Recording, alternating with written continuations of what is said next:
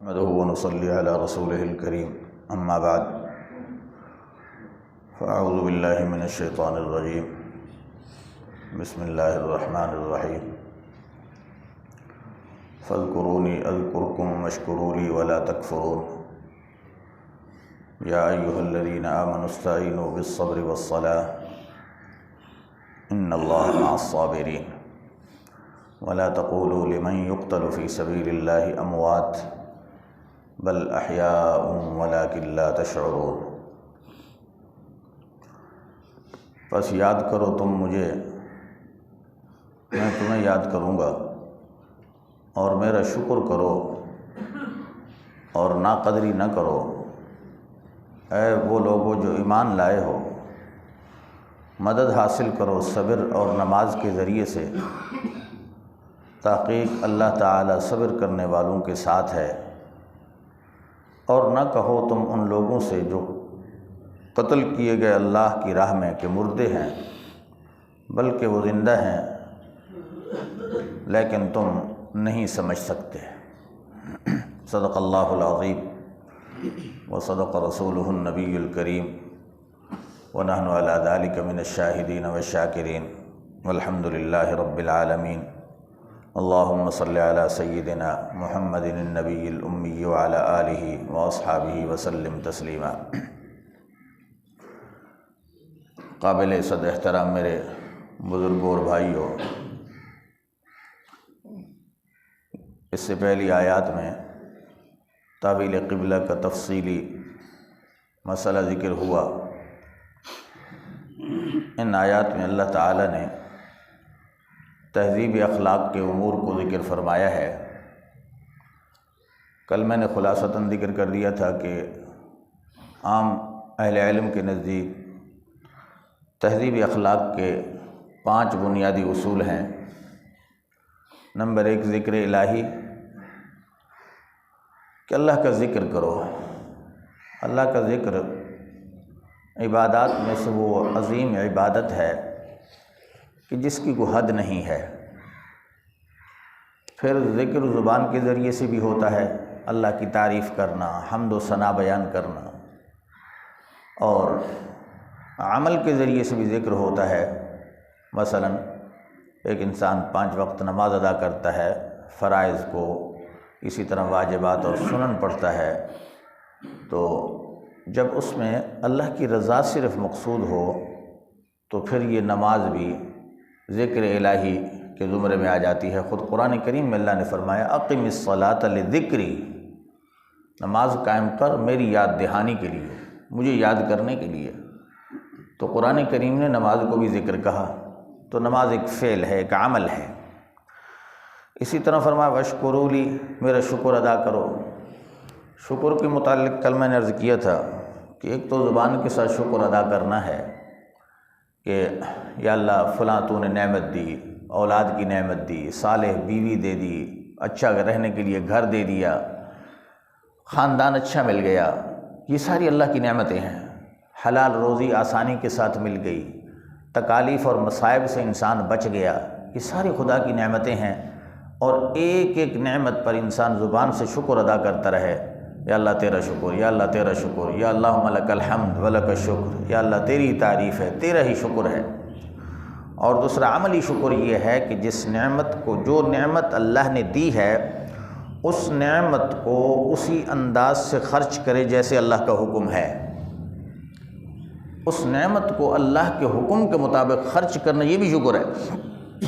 مثلا رزق حلال اللہ نے دیا، آپ نے اس رزق حلال کو صدقہ جاریہ کے کاموں میں لگا دیا، فقراء مساکین پر خرچ کر دیا، اللہ کی رضا کے لیے، ذوی القربا پر خرچ کر دیا، تو یہ بھی اس مال کا شکر ہے، اس نعمت کا ایک شکر ہے۔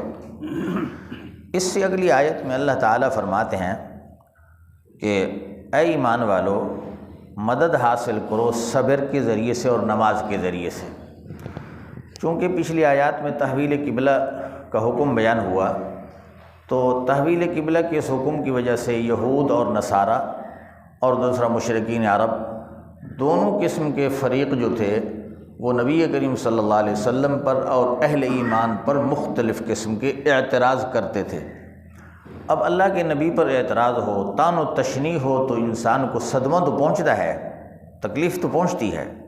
اب اس تکلیف کے پہنچنے پر اللہ تعالیٰ اس آیت کریمہ میں تکلیف سے بچنے کا گویا ایک راستہ بتا رہے ہیں کہ اگر تمہیں کوئی تکلیف پہنچے دشمنوں کی طرف سے، اعداء کی طرف سے، تو پھر تم یہ دو کام کر لو، ایک تو صبر اور دوسرا نماز۔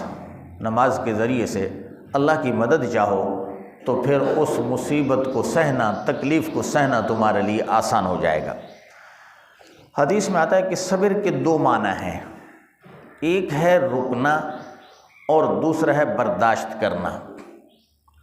اور علماء اسلام کے ہاں صبر کے 3 درجات ہیں۔ نمبر 1 صبر علی المصیبت، نمبر 2 صبر علی الطاعت، نمبر 3 صبر عن المعصیت۔ پہلی قسم صبر علی المصیبت یہ ہے کہ انسان پر کوئی تکلیف آ جائے، حادثہ پیش آ جائے، مثلا جوان بیٹا مر گیا، بیوی مر گئی، آگ لگی، دکان مال جل گیا، یہ سارے حوادث ہیں، نقصانات ہیں۔ اب انسان کو جب اس طرح کی تکلیف پہنچتی ہے تو دل کرتا ہے جزا فضا کرے، چیخ و پکار کرے، دھاڑ و فریاد کرے، اپنے غم کا یوں اظہار کرے۔ لیکن اسلام نے ہمیں کیا طریقہ بتایا؟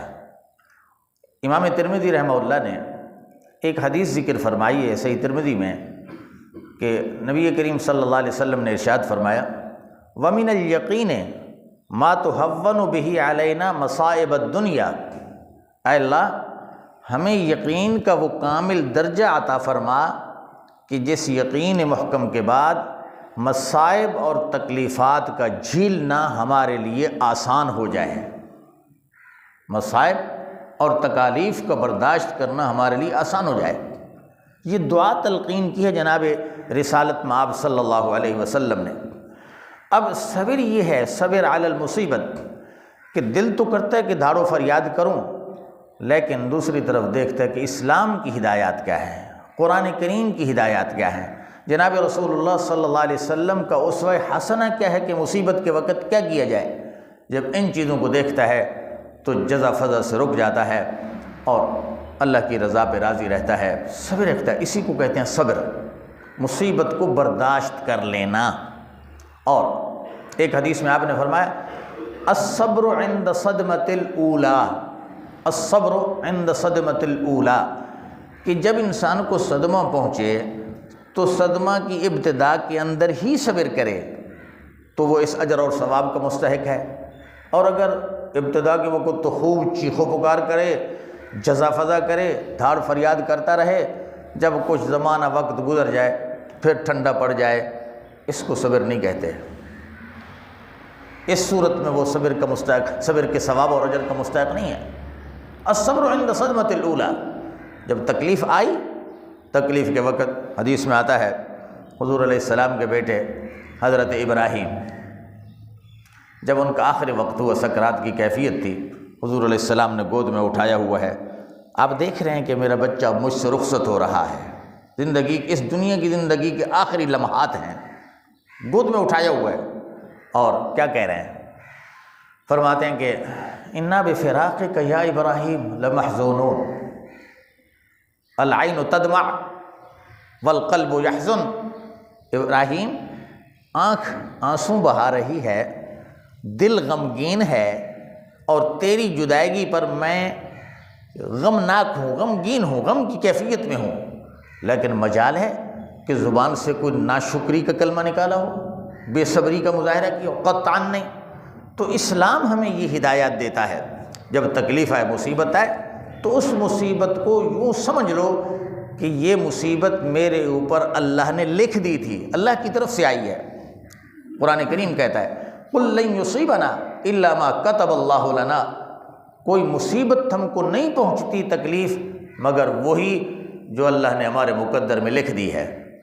بس اللہ کی تقدیر کو جب سوچے انسان کہ اس مالک کی طرف سے ہے، تو مالک کی مرضی جو چاہے کرے، میں ہوں، میری اولاد ہے، بچے ہیں، خاندان ہے، میرا مال ہے، حقیقت میں یہ ساری چیزیں اللہ کا ملک ہیں، اللہ جب اپنے ملک میں کوئی تصرف کرے تو کیا کسی کو اپنے ملک میں تصرف کرنے سے روکا جاتا ہے؟ قطعاً نہیں۔ مجالے کسی کو روکا جائے؟ تو اللہ تو مالک ہے، جب اس نے وہ چیز لے لی، اس کی رضا ہے، تو تمہیں جزا فضا کرنے کی کیا ضرورت ہے؟ تم بھی اس کو برداشت کرو، صبر کرو۔ جب مومن اس چیز کو سوچتا ہے تو صبر کرنا آسان ہو جاتا ہے میرے بھائیوں۔ اس لیے اللہ تعالیٰ فرماتے ہیں کہ صبر کے ذریعے سے اللہ کی مدد حاصل کرو، اور ایک آیت میں اللہ نے فرمایا ان تصبروا وتتقوا فإن ذلك من عزم الامور، اگر تم صبر کرو گے، تقوی اختیار کرو گے، تو یہ تو بہت عظیمت کے کاموں میں سے ہے، عظمت والے کاموں میں سے۔ تو اللہ تبارک و تعالیٰ فرماتے ہیں صبر کے ذریعے اور نماز کے ذریعے۔ نماز اسلام کی عبادات میں سے اہم ترین عبادت ہے، اور اس میں بھی یہ ہے کہ دوسری قسم میں نے عرض کی تھی صبر علی الطاعہ، کہ طاعت پر صبر کرنا، کہ اللہ کا جو حکم ہے کرنے کے کام کے متعلق تو انسان دل کی خوشی اور رغبت کے ساتھ اللہ کا حکم سمجھ کر پابندی کے ساتھ اس کو ادا کرے، یہ صبر ہے، صبر علی الطاعت۔ اور جن کاموں سے اللہ نے منع فرمایا ہے، زنا نہ کرو، چوری نہ کرو، شراب نہ پیو، ظلم نہ کرو، یہ سارے منفی احکام ہیں، شرک نہ کرو، اب ان کاموں سے بچنا یہ بھی صبر ہے۔ تو مثبت کاموں پہ عمل کرنا، ان کو اپنا لینا اور منہیات سے رک جانا، یہ ہے صبر علی الطاعہ۔ اور ان پر بھی انسان کو بعض مشقت کے امور ہوتے ہیں وہ جھیلنا پڑتے ہیں۔ مثلا سخت سردی کا موسم ہے، اب صبح کی نماز کے لیے اٹھنا، ٹھنڈے پانی کے ساتھ وضو کرنا، اگر صبر کا مادہ ہوگا تو جناب یہ کام آسان ہو جائے گا، ٹھنڈے پانی سے وضو کرنا آسان ہوگا۔ جون جولائی کے مہینے کا رمضان آ جائے، اب اللہ کا حکم ہے روزہ رکھو، اب اگر صبر کا مادہ ہے تو انسان 15-16 گھنٹے کا دن، اس کی گرمی کی شدت، سب کچھ کو برداشت کر کے اللہ کے حکم کو پورا کرے گا اور روزہ رکھے گا۔ اگر صبر کی توفیق نہیں ہے، صبر کا مادہ نہیں ہے، تو پھر نہ ٹھنڈے پانی سے وضو کی توفیق ملے گی، نہ گرمی کے رمضان کے اندر جناب روزے کی توفیق ملے گی۔ اسی طرح حج بیت اللہ ہے، حج بیت اللہ کی سفر انتہائی مشکلات کا سفر ہوتا ہے، وہاں جناب بیت اللہ کا طواف کرنا، سعی بین الصفا والمروہ کرنا، پھر عرفات کی طرف جانا، وقوف مزدلفہ کرنا، یہ سارے مشقت والے امور ہیں۔ اب جس کے اندر صبر کا مادہ ہوگا تو اللہ کا حکم جان کر ایک ایک حکم کو ادا کرے گا، اور اگر صبر کا مادہ نہیں ہے تو دل اس پہ راضی ہی نہیں ہوگا۔ اس لیے ان تمام عبادات کے اندر بھی اللہ تعالیٰ نے تکلیفیں اور مشقتیں رکھی ہیں کہ انسان کو صبر ہوگا تو پھر جناب نماز کی طرف بھی آئے گا، عبادات کی طرف بھی آئے گا، اللہ کی اطاعت کی طرف بھی آئے گا۔ اگر صبر نہیں ہے تو یہ کچھ بھی نہیں ہے۔ اور تیسرا صبر عن المعصیت، کہ گناہ سے بچنا۔ خواہش کہتا ہے شراب پی لو، خواہش ابری کہ زنا کر لو، طاقت بھی ہے، اسباب بھی ہیں کہ شراب خرید کر کے پی سکتا ہے، کسی عورت کو پکڑ کے زنا بھی کر سکتا ہے، لیکن دوسری طرف سوچتا ہے کہ یار اللہ کی نافرمانی ہے، اللہ تعالیٰ نے زنا سے روکا ہے، شراب سے روکا ہے، میرے لیے یہ فعل حرام ہے۔ اب اللہ کا حکم سمجھ کر ان چیزوں سے رک جاتا ہے، یہ ہے صبر عن المعصیت۔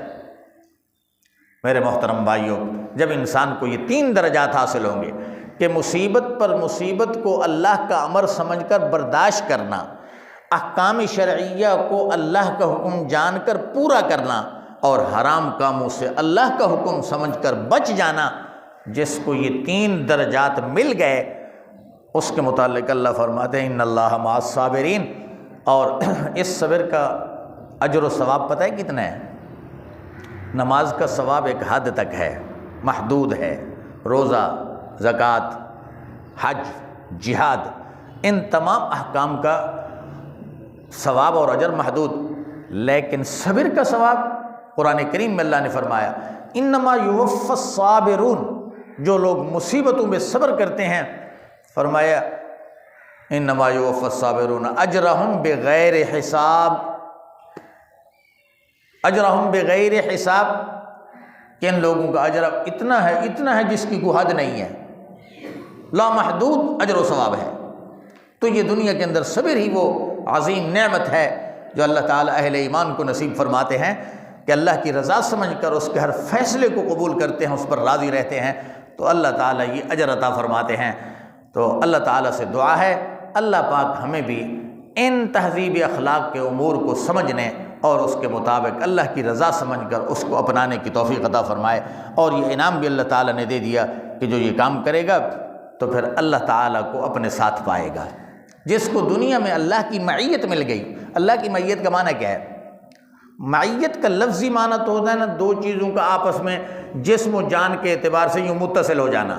یاد رکھنا اللہ کی ذات کے اعتبار سے معیت کا یہ معنی نہیں ہے۔ کیوں؟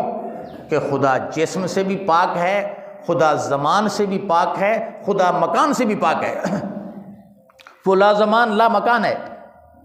لیکن معیت کا معنی یہ ہے کہ اللہ تبارک و تعالیٰ کی نصرت اس بندے کے ساتھ ہوگی، مدد اس کے ساتھ ہوگی، مشکلات آسان ہو جائیں گی، اللہ تعالیٰ کی نعمتوں کا حصول ہو جائے گا۔ اس اعتبار سے اللہ تعالیٰ کی معیت ان صبر کرنے والوں کے ساتھ ہوگی۔ اللہ تعالیٰ ہمیں بھی صابرین اور شاکرین میں سے بنائے کہ صبر اور شکر ان دونوں کا اجر اور جزا جو ہے نا وہ جنت ہی ہے۔ اللہ تعالیٰ سے دعا اللہ تعالیٰ ہمیں ان تمام امور کی کامل درجے کی توفیق عطا فرمائے۔ وآخر دعوانا الحمدللہ رب العالمین۔